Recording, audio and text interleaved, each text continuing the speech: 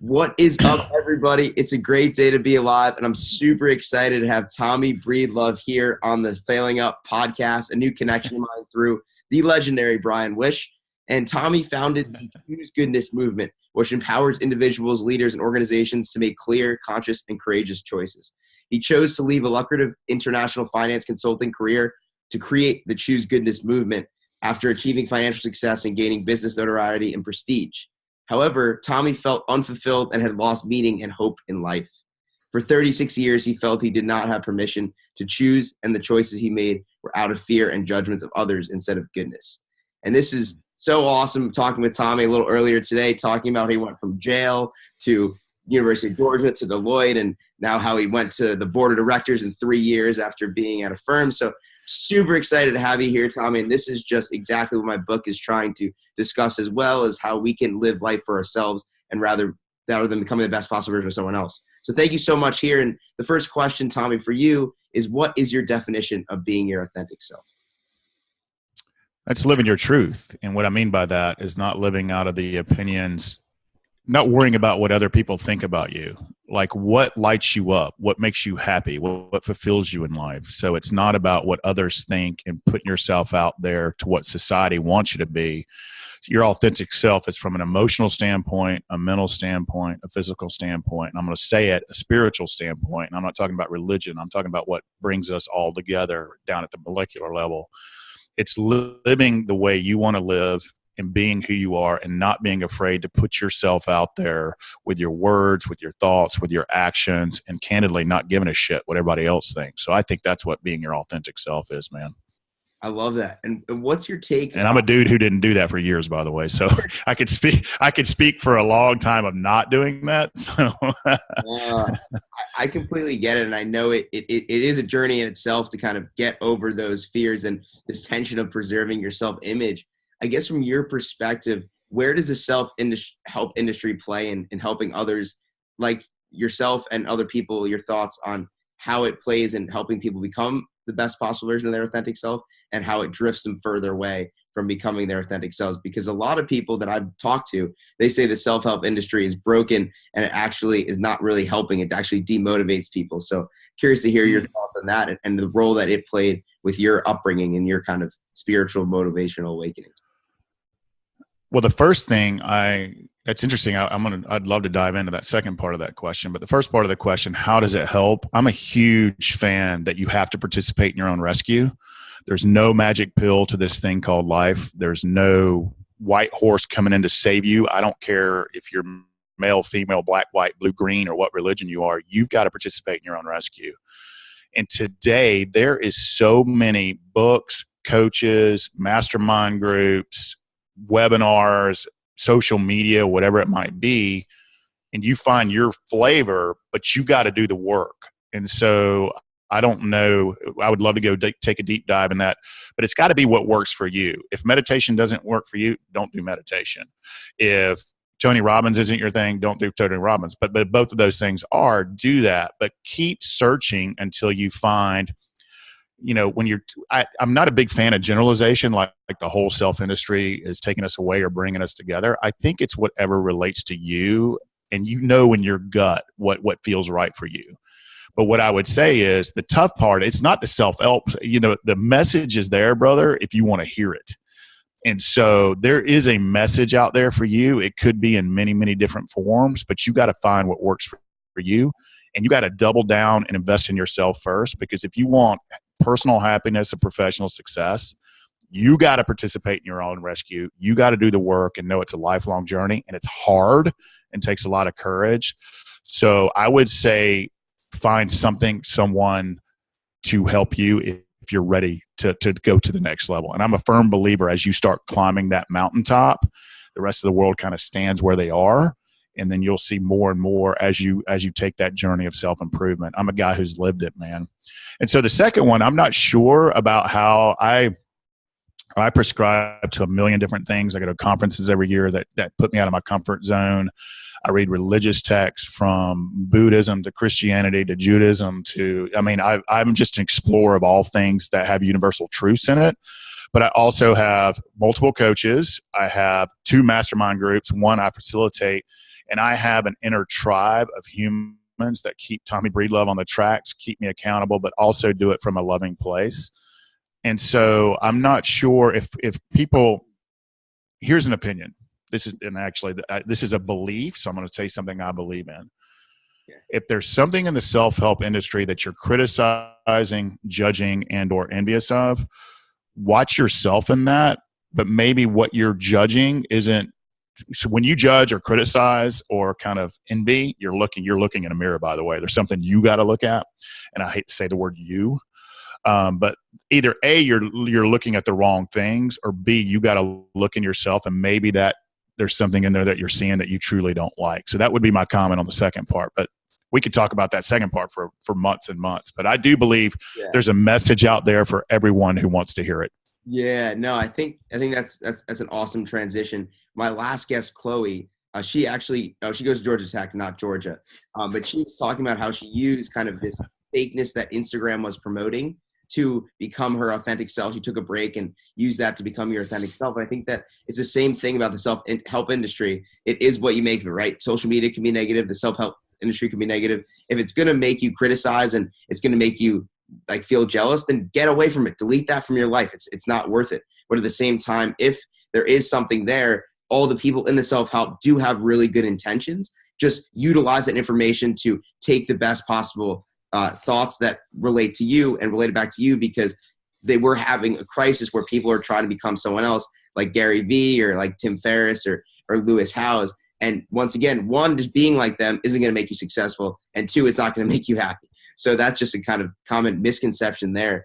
I guess in this very short-term world where we're always looking for instant gratification, how do you recommend people to put money in their own self-being and personal wellness rather than kind of just taking that short-term kind of or comfort? First, that short-term comfort, I mean, that instant gratification world, we've got to look beyond that, because it's just going to lead to tragedy. I mean, if you're constantly looking to be fulfilled in the moment, there's no long-term gratification, and it's really not fulfilling you at the heart, mind, and soul level, man. And so going back, I want to say something. Something hit me when we were talking. What I look for in my coaches is I don't look for degrees. I don't look for all that's nonsense. I look for someone who's walking the walk, who's been through some shit, man. Yeah. You know, I want someone who's not only got experiences in life, who's had tragedies, who's had triumphs, but who will transparently put it out there and say, look, man, for my clients, you know, executive men, and I'm a professional mentor of people. They come to me not because I'm a guru and not because I'm a psychologist. It's because I got to walk the walk. I spend an hour to 2 hours a day on me. I'm not kidding. I'm wearing this. The reason I'm wearing what I'm wearing, I just got out of the gym. Before that, I was meditating and reading, and I was talking to some people that hold me accountable. But I walk the walk. So I spend 2 hours a day working on myself. Look for that in something. So going back to, forgive me, I lost track there. What was the second question? I want to make sure I answer your question. No worries. I wanted to go back to, if you're looking for someone, look for someone that's got real experience, not someone who's just putting stuff out there. I love it. So I guess getting over the instant gratification, how do we kind of, I guess, give people opportunities and give people incentives to invest in their personal health and wellness? And how could they kind of gauge their metrics to make sure they're growing and improving within themselves? Because I mean, that's a very difficult question for someone who's not really in the self-help industry. So here's what you got to look at. You've got to be honest and transparent with yourself. Here's the truth, man. People ask the whole world who wants the world to change. Everybody's going to raise their hand. Yeah. Who wants to change themselves? 10% of the hands will go up.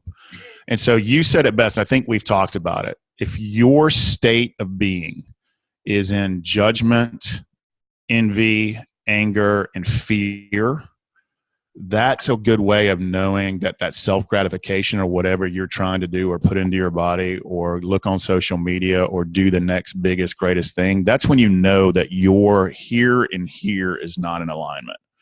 And so envy and jealousy are killers. That means you don't think you're good enough. That means you're insecure. You don't think you're worried. And that turns into anger and judgment, which is really a reflection back on you. And so where I'm going with this, and I hope I'm answering your question, is that You've got to get your emotional, mental, physical. It's one big stew, right? If we're not investing in ourselves first, we'll invest in our families, we'll invest in books, we'll invest in our businesses, and we'll invest in the damn stock market, but we will not invest in ourselves. And I'm a huge fan that you have to invest in yourself first in order that you can serve your family, your communities, your businesses, your synagogues, your church, whatever it might be. Because if this isn't running on full cylinder, and it never will, but as long as you're working on it, you'll be ahead of 99.9% of the people. That's what I would say as far as instant gratification. There's nothing in this world that, and it's a journey, man, and it's not easy. It takes a lot of courage. But there's nothing in this world that can instantly gratify you that is it's not feasible long term. And Brandon, think about it, man. How many spins do we get around this circle around the sun? I mean, why do we want to live in regret, right? Why do we want to live unhappy? And yeah, it's crazy, man. So I'll just start. Yeah, I'll stop with that. I think that it's right on, man. It's a miracle that we're here live today, and especially with me and you and the walk. Once again, I haven't walked really anything, but in general, just the things that I've been a part of and experienced and realized, it's a miracle that I'm alive today. It's a miracle that you're here today, too. Totally, brother. Miracle that we're helping, inspiring others. And that's what I just love about this. And I love your energy and everything. So I really appreciate you being on the show. But in general, yeah, I guess the next question would be, for me, I found that travel is one of the best ways to invest in myself. And that takes time, but there's just so many people that are stuck in this mindset that once they kind of check the boxes off, say they have that corporate 9-to-5 job like you had, and that's why I want you to give your opinion on and putting yourself in their shoes, because there's these people who are 20, let's say 24 to 30. They're really smart. They're really brilliant. They got the world ahead of them, and they're getting stuck. They're getting stuck with this regret because they work, and on the weekends they're not finding meaningful relationships. They're not finding meaningful experiences, and their mind is really kind of stuck to this idea that just because they have a job, they just need to do whatever and enjoy it until the next kind of box they check off. So how can you give some advice and experience to people that age to kind of spend this time within themselves, or just in general? I mean, the way I look at it is you need to be mentally and physically healthy to perform every day, right? You need your mind needs to be there and your body needs to be there. And that's great. And you can do that by pressing simple buttons, meditating, by reading, spending 2 hours with yourself in the gym. I get it. But everyone's going to make that kind of comment. Well, Brandon, like, I need to make money. I need to pay the bills. Hey, Gizmo. There's a dog over there. I love it. I'm surprised mine's not barking. So, yeah. Here. I think she wants to get on the podcast too. And I love it. Yeah. Bring her, man. She walk the walk a little bit. So, but anyways, yeah. So the point is like, how can you kind of let someone know from your past mindset that once you do get the money and once you are mentally, physically healthy, how to take that next step to grow? Because that's $1 billion question. No one knows how to get over this self-image, this agency to a corporation. And I know you've walked that walk. So yeah, so I don't spend 2 hours in the gym. Just so you know, I have this list of things because I can go in addiction mode on the gym thing. I have a rule: 30 minutes or less in the gym, and I spend the other hour and a half on my mental and emotional well-being, so that then I can get out and serve the world, and also growing. So let me be clear: money is important, but it is a tool in the result. And so money is a tool. It is a mindset. It's something that I know a lot about because I spent 24 years in large financial consulting firms. So I think your question is they get stuck in a rut of the 9-to-5 job.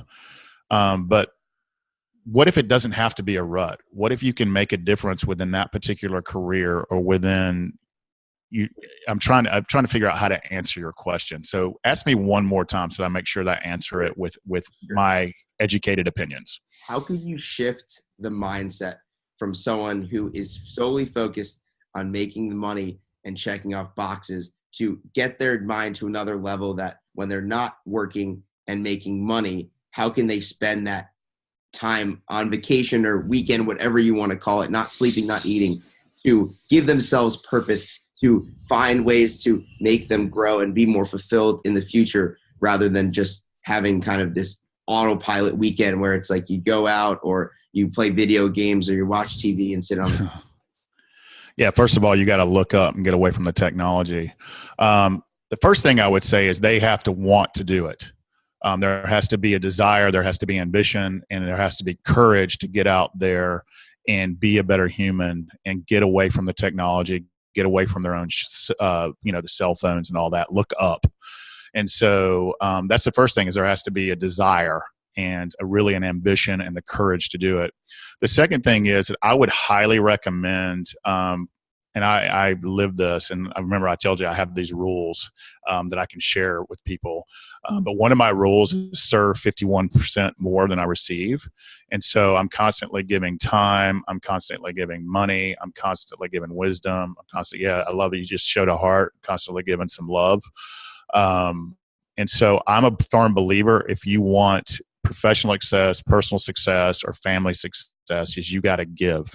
And you got to give within boundaries. That means we don't want to give all of ourselves so that we got nothing left to serve ourselves and our businesses. But I'm a firm believer, is get out of your comfort zone, take some courage, definitely get away from the damn video games and social media, because that's just noise.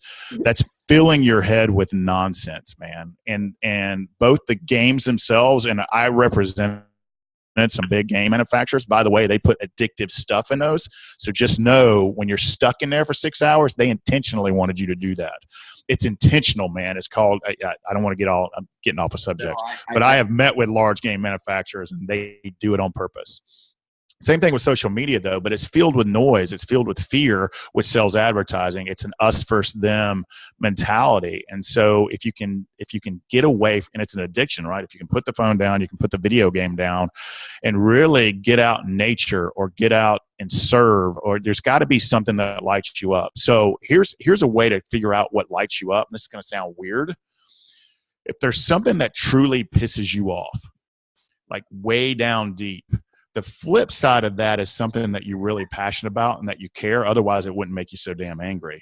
And so concentrate on that and figure out how you can go out into your communities, or into your friends, or into your families, and figure out how you can serve related to that to help humanity and yourself be better. So that would be the biggest advice I would give to folks who are just stuck in the 9 to 5 and then on the weekends. Otherwise, you're just burning up your life. And what you don't realize, it happens later in life, but in my 20s, I was gung-ho, work. Yeah. And what you don't realize, and this sounds so cliche, but it's so true. What you don't want is regrets, and you're going to be 30 and 40 like that. I'm not kidding. Think about, what is it now, February? Think about how quickly ago you celebrated New Year's. And so that doesn't stop. And the more you work and the more you achieve, it's going to get faster and faster and faster, and that's okay. But if you're in the present moment, you're serving, you're living from passion, you're living from love, and these are all cliches, and it's a lot of work. I'm going to be clear. All of this stuff is work. There is no magic pill, but you got to do it. And so the first thing I would say is serve. Is get out of your own ego, insecure, I'm not worthy nonsense, because we all got that. No one here, I got it. I still got it. That's why I spend 2 hours a day on myself, so I can get out of this Tommy go round. Yeah. Brandon, you said something earlier that I wanted to stop you, so I'm going to say it now. You said, my book is trying to do that. No. Your book's not going to try to do that. Your book is going to do that. So there's a difference between try and do. Yoda's behind me. That's a big Yoda thing, by the way. Yeah. But we all got our fears. We all got our insecurities. Know you're not alone, and take the courage to get out there and move and serve. And the more you serve, I'm telling you, man, it'll come back to you 50-fold. Yeah, no, I couldn't agree more. And that's what I discussed in my book, about this shift from kind of receiving to giving, and how it's so much pressure off me trying to be someone else, me trying to impress other people. And I think that, once again, these are very concepts that take 6 to 12 months on a good day. So, I mean, at the same time, I think it takes a lifetime, brother. I really do. Yeah, I do. So I think that from my perspective, the way that I look at it is to live a life with no regrets. Like you're saying, it's going to go by fast. First of all, if you spend time away from these devices and spend time away from devices that numb you, such as alcohol or drugs or whatever it may be, that actually makes the time go by slower, because you're actually alive in each of the moments. And when you do have downs, I mean, that just makes the journey sweeter, and also just makes you feel that pain, and it's going to make the peaks even better. So I think that in general, slowing down time by just being your authentic self is where it's at, for sure.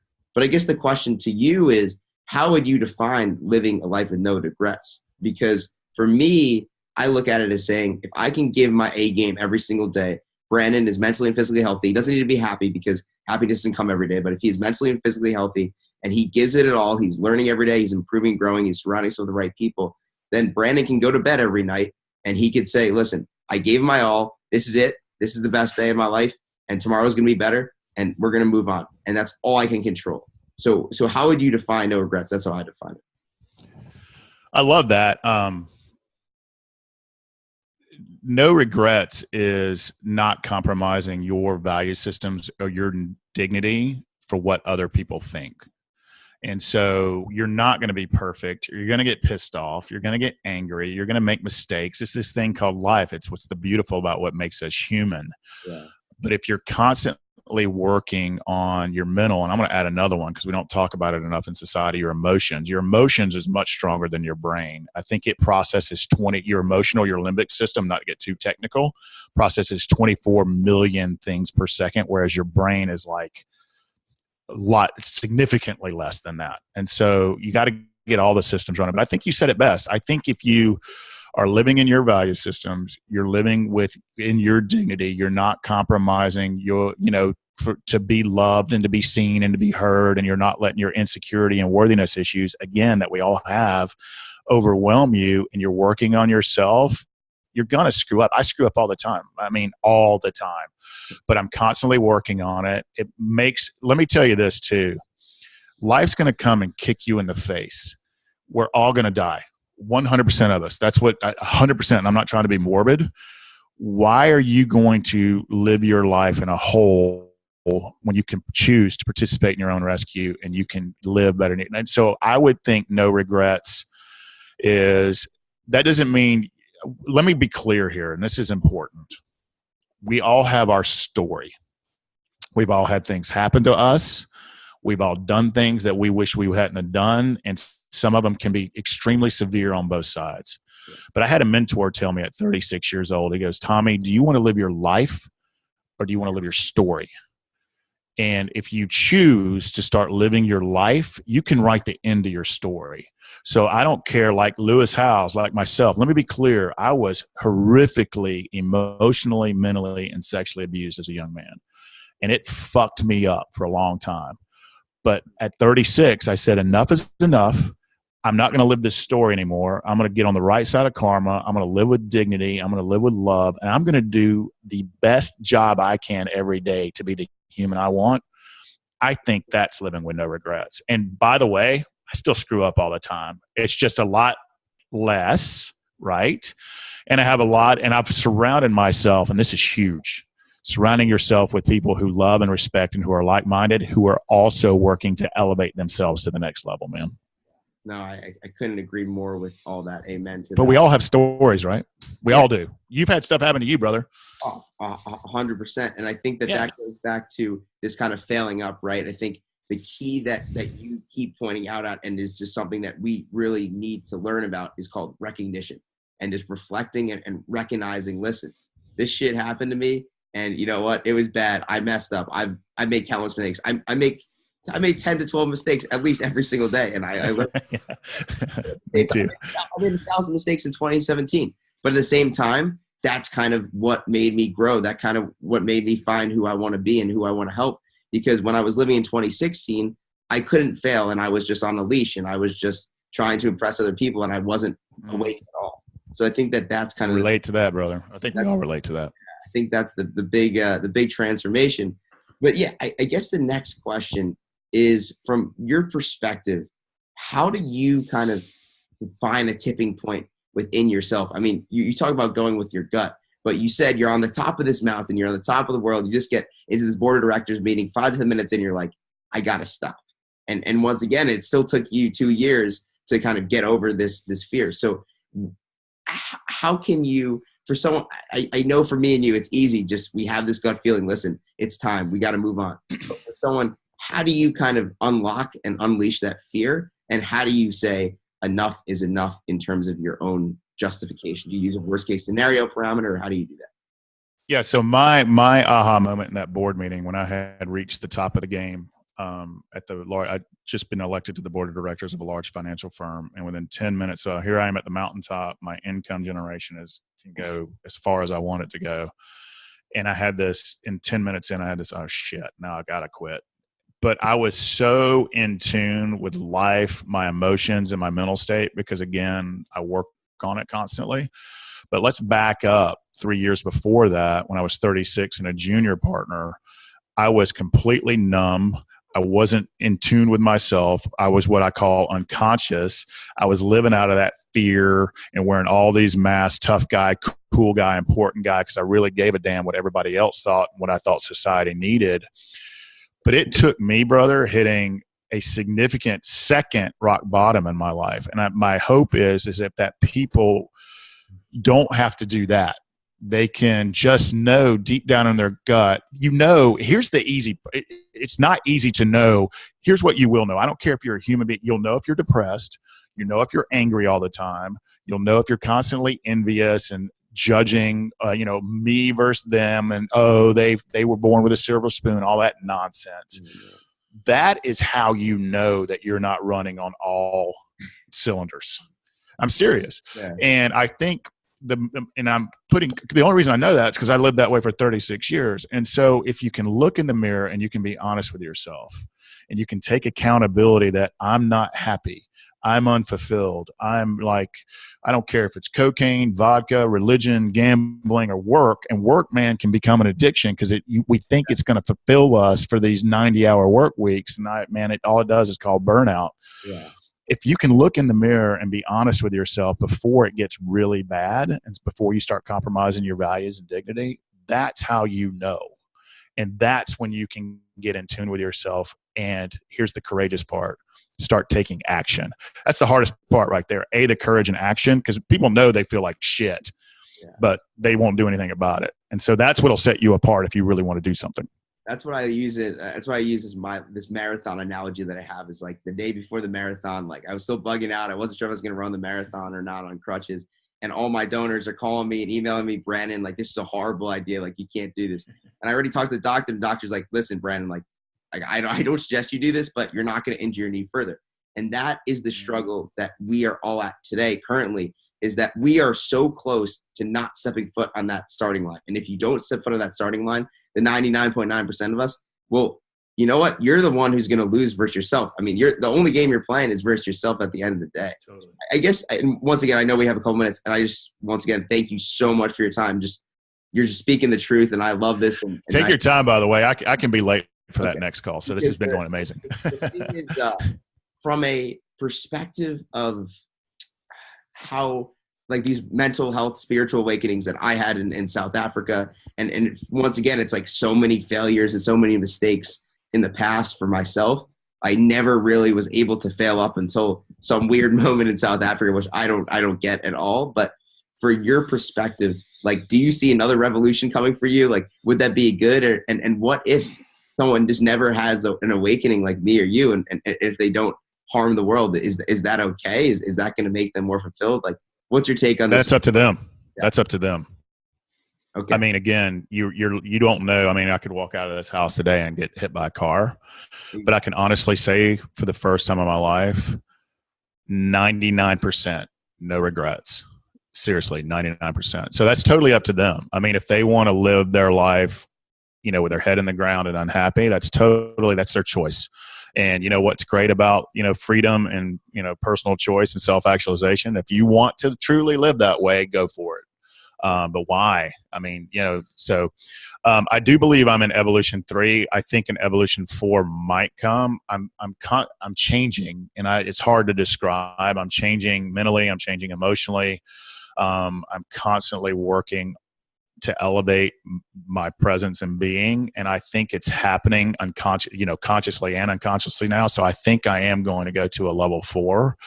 The sky's the limit professionally. It's just a matter of, do I put boundaries on that or not, and decide, seriously, it's all about boundaries and setting, I have this rule, by the way, brother, if it's not a hell yes, it's a no. And so I do believe I am in this 4th evolution of my life, but now I'm just on a journey to see what happens. I have huge ambitious goals.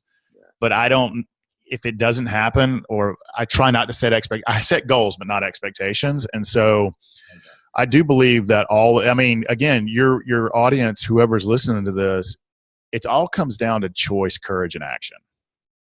It's as simple as that, but that's effing hard. I'm telling you, it's hard, especially when you can just hide. And I think society's hiding right now. But things are going to happen in your life where the shit hits the fan, like real stuff, not stuff that you're generating in your head from a fear standpoint and insecurity and not good enough. And if you start taking action and working on yourself and investing in yourself, you'll be much more prepared to deal with the real stuff that could come, as opposed to this self-generated nonsense that we put in our heads that's not even real. So it's straight fiction. That's the truth. Total fiction. So we'll end with two questions. The first one is, I was on a train back. I'm going to the Startup Festival in San Francisco today. And I was on the train back yesterday from my buddy's house. And I get into this conversation with this guy. I was like, what book you reading? Just starting normal conversation. And he ended up being someone who was drunk. So we went into like a 40-minute discussion about just like what it means. Because I had problems with alcohol. I'm not like addiction, but I had problems with alcohol in terms of just going on the weekends, stuff like that. So I tell him, I'm like, listen, like, he tells me that he wants to shift from being an engineer to game design, but it's impossible to get the game design. And we get into this crazy conversation. Like, listen, bro, so you're telling me that you're spending 3 hours after work going to a happy hour, getting drunk, rather than spending 3 hours on trying to learn game design. No, but you don't understand. The game design, that takes 5 years. You need to get into the industry. I don't have any keys to the industry. And then we get into this whole conversation, and I go, listen, we get to this point. What if today's the last day? What if this train hits? And he goes, I was like, would you want to be living your life poisoning your body and harming yourself and numbing out and not feeling alive? And he goes, well, listen, I agree with you. You're not saying anything wrong. But if I wasn't on alcohol, I would have been reading my book and I wouldn't have had this conversation.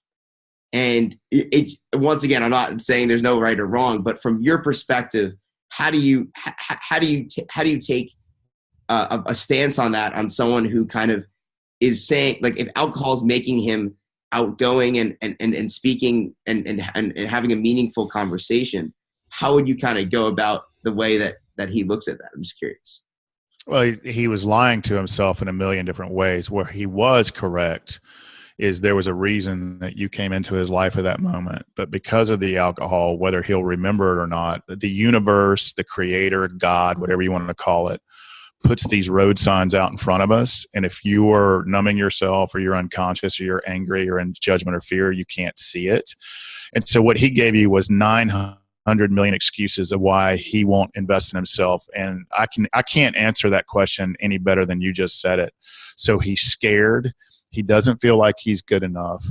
And he's not content and happy in his life, and he's using that alcohol in that particular situation to numb himself so that he feels worthy and self-confident.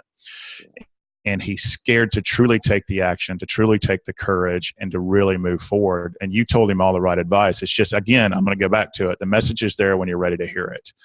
And he's going to probably wake up with a horrific hangover. He's not going to participate in life, and he's going to go right back to a job that he hates. Thus, it's a cycle. It's just an instant cycle and abyss. And you can't save anybody, Brandon. I can't save anybody, Brandon. There's no pill out there that's going to make you happy or lose weight. There's just not, man. You got to do the work, just like going to the gym, working on your emotions, working on your mental, working on the higher level. That's all hard work. But why not do it? The alternative is you're going to be unfulfilled and unhappy. So in that situation, you can't save him. I don't try to save anybody. They got to want to participate in their own rescue. They got to want to write the end of their story. And that particular guy gave you 900 excuses of why he's fucking miserable. He's telling me we're living in America and he can't reach the American dream because it's too hard. Oh my God. Yo, man, that's a lie. And that's just, I've you know what though? I was that guy. I feel some real compassion and empathy for him. And you just shower him with love. You just tell him, you just say, when you're ready, it'll be there for you. Yeah. And he might never get there. He might never get there. As I just kept saying, riddle me this. Someone who's awesome, who's bright, who's doing all this stuff, and you're telling me that you're going to harm and poison your body to not wake up and be great and reach your full potential. And once again, it's the same thing with myself, just doing this kind of false positivity, confidence, ego, justification loop that is just making excuses to justify everything. And that's something that we can all work on today. Truth is, he hates himself, by the way. Yeah. He truly hates himself. But Tommy, this is what scares me. And this is why I know we're not saviors, but this is why we need more people who are authentic like yourself, because this is not like like we say that 20% of people have a mental health disorder. That conversation like is literally, I think, is a majority of people in today's world. And it's yeah, I think depression and insecurity and unworthiness is a huge issue. But the last question to you is, how do you, and I want to hear your mess. I want to hear the Tim Ferriss, your message on a billboard. But from your perspective, when you are focusing on enjoying this journey and you're all just living the dream and working hard, how do you not get caught up with the achievement once you're kind of just crushing all these goals? Oh, so the ambition is a curse and a blessing. Yeah. But I would much rather have ambition than apathy. And so I really think we all, as human beings, especially in Western society, from our news to our social media to competition to sports, I mean, it's just ingrained in us. It's all about learning how to balance that. And again, you're never going to get there. You're not in control. There's no such thing as perfection. And from someone who used to represent billionaires, someone who used to represent high wealth corporations and individuals, 99.9% of them, again, money's important, but it didn't give them happiness. And so a lot of those people were the only people alone in the room. So ambition can be as I want to go save 1,000 lives. Ambition can be as I just want to smile to my neighbor next door. So most of us want professional success and money. That's how we define success. But again, that's not going to fulfill you. It'll help. Things will make you feel good for about 10 minutes. But it's not going to light you up here and here. And so you got to define success, but there's nothing wrong with ambition. There's nothing wrong with hard work. There's nothing wrong with wanting to build $1 billion company. There's also nothing wrong with wanting to, to just serve humanity and serve others, or a combination of all of that. So you've got to define it for yourself, but it's hard, man. As we grow this thing and this gets bigger, and I'm a perfectionist, and that's a lie I tell myself, I can become what I hate, but I'm very conscious of it, right? And I just got to pull myself back, and I have a team around me that loves me to help me manage the boundaries and to make sure that I'm not A, giving too much out there, and B, not becoming what I don't, not living my value system. So I have people that help me with that too. And I think the tribe, we are tribal animals, whether we like it or not. So when you're alone, we're not really operating on it. So I have a huge support network and an inner circle that helps me with that. I amen to that. And just, it is Valentine's Day. So just shout out to my tribe, and whether you've been on my journey and saved me in the past when I wasn't at my peak mental state, or whether you're constantly egging me on like right now, or giving me an Instagram DM, whatever it is, like I love you guys. And I know this might not sound authentic, but at the same time, you are the reason why I'm able to perform at my peak and get over these fears, because you show that love. So in life, when it comes down to it, I mean, that was just building my tribe around me was something that it really hits home with me today too, because it's Valentine's Day. But that, I feel like that is my Valentine, is my tribe, and just treat everyone with love and respect. And that's just, that's all you, that's living life, brother. Yeah. So if you had a billboard, and you had one message to everyone in the world, what would it be? Participate in your own rescue, 100%. Participate in your own rescue. There's no magic pill, and no one's coming to save you. You've got to do the work yourself, and you can have it all. So I would just say participate in your own rescue. And maybe the second line would be, don't live your life. Don't live your story, live your life. And you can write the end of your story. So that would be kind of the subheading, I guess. And we're actually coming out with a book called Participate in Your Own Rescue. It's been trademarked as we speak. Okay. So where can my listeners find you? This Choose Goodness movement, like the new book. I can't wait to have that. I'm going to send you a copy of my book. Sweet. Where can the listeners find you on IG or Facebook or wherever, and so that they can kind of get these truths into them and rescue themselves? Totally. So I would recommend going to my personal page. Choose Goodness has become so much bigger than me, and it's got so many more moving parts than I can manage right now. We're looking for people to take it over really quickly. I would say you can email me directly at tommy@tommybreedlove.com, and I will respond. It might take me 48, 70. Remember, it took us a minute to get together, but we did, right? So you can email me directly, or you can actually, what's that, brother? It's so worth it. It's patience is a virtue, my man. Oh, totally. And then you can go, and by the way, if you want to know how I live my life, I've got 3 things on my website right now that if you just sign in, and it's on the front or the bottom of the home page, that you can actually look at how I live my life every day, my personal plan, which people seem to really dig that.